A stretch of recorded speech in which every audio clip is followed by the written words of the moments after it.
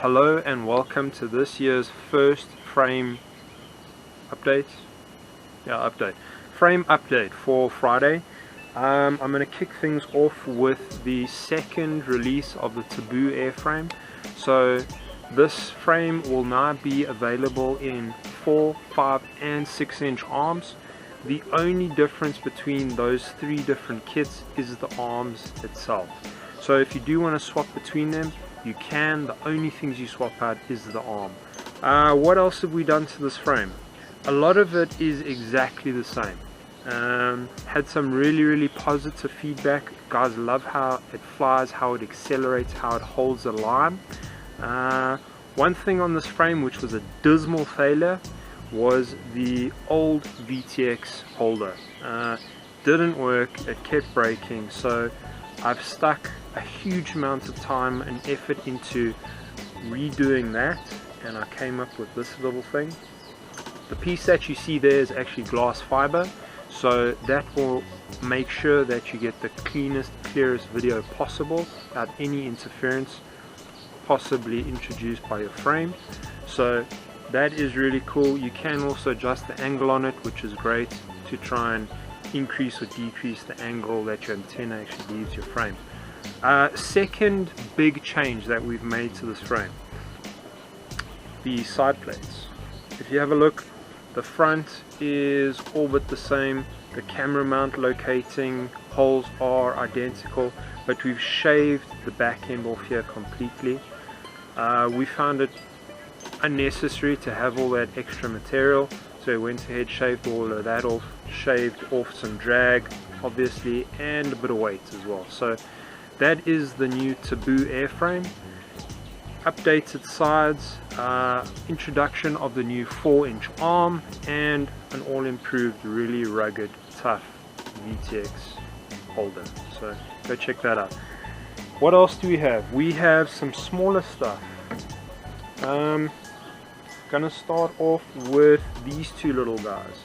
So these are the second iteration of the chinywhoop stiffener. If you've tried these before, you'll know how tough and rigid they make your frame. We've gone ahead and messed around with the holes here a little bit. It was quite easy to snag the motor wires on your chinywhoop, so we've gotten rid of that issue. These are super light, but makes a massive difference to your frame. The second one, it's all but the same. You'll see this thing is a tiny amount bigger. It is for the E010, the Chinese version of the whoop. Same type of idea. The frame itself is plastic, bends quite easily, it's quite flexible. Problem is when you hit it, pieces break off of it. So this will keep your frame together and stop your frame from breaking apart. Finally, the Friday Zero. Friday Zero is my first attempt at a brushed micro frame. A lot of firsts here. First time I've ever done a mono main plate. That was a first time I've done a brushed frame. I have done stiffeners, but those were add-ons for existing frames. This is at least 6 months of design iteration. This is actually the 9th revision of this frame. I'm really happy about it, so I hope you guys are as well. Some key features to this frame: 96mm from motor to motor on the diagonal. The base plate is 1.5mm thick.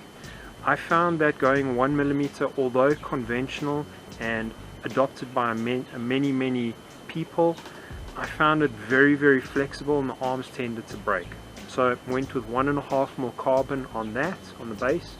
Everything else that you see is 1 mil. It comes with these little motor feet, which are quite lacquer. You can slot your motor in from the top. It's got this little tab at the bottom to stop your motor wires from getting damaged, and a little slot over there to put a zip tie through it and secure your motor in place. This is an unapologetically hardcore racing frame. It really is. This thing I kept to the absolute bare minimum and made it as light and as race orientated as possible. Then the piece in the middle, which is pretty weird looking, but it is symmetrical from the top. Do that, you can see, symmetrical. Okay, this is your little camera gantry. The reason it's so high is this frame is capable of taking any of your regular receivers, obviously taken out of the case, but it can take any of your normal receivers, which is great. Maybe you want to fly it more than 50 meters away. Now you can actually do that. So you're not limited to what equipment you can put on this frame. It comes with this little pack here. You'll see this funny one with the X is for the center, so you can stick your flight controller down to this, stops vibration, but also allows you to fit any flight controller to this with the least amount of weight. So that's included. And then there are also two options on attaching your camera to the camera gantry up there, so check that out. The camera gantry, like I said, quite high, so you can put any equipment in this frame you want. But the real kicker to this is you are now able to adjust the angle of your camera to whatever you want. You lock it in place with the two little bolts on each side there, and you're good to go.